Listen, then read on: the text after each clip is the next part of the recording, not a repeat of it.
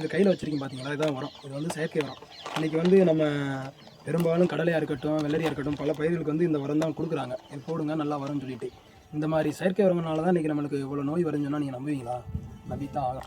அந்த காலத்தில் வந்து இந்த மாதிரி செயற்கை உரம் யூஸ் பண்ணாமல் மாட்டு சாணம், ஆட்டு சாணம், இந்த இலதலை இது போன்ற குப்பை, இந்த மாதிரி குப்பை இருக்குது பார்த்தீங்களா, அதை வச்சு தான் விவசாயம் பண்ணாங்க. அது உரத்துக்கு பதிலாக அதை போட்டு விவசாயம் பண்ணாங்க.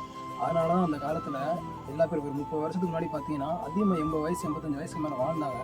இந்த நோய், சுகரு, ப்ரெஷர் இந்த மாதிரி எந்த பிரச்சனையும் கிடையாது. இன்றைக்கி நம்மளுக்கு வர்ற பிரச்சனையில் முக்கிய காரணம், பிரச்சனை வர்றதுக்கு முக்கிய காரணம் இது ஒன்று. விவசாயம் செஞ்ச காய்கறிகளாக இருக்கட்டும், பயிராக இருக்கட்டும் சாப்பிட்டோம்னா நம்மளுக்கு அவ்வளோவா இந்த பிரச்சனையும் வராது.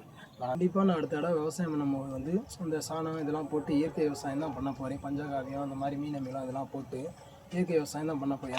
எனக்கு தேவை மகசூல் தேவையில்லை. என் வீட்டுக்கு தேவையான பொருட்களை மட்டும் நான் உற்பத்தி பண்ணிக்கிட்டால் போதும். அதுக்கப்புறம் நம்ம மகசூலை பார்ப்போம்.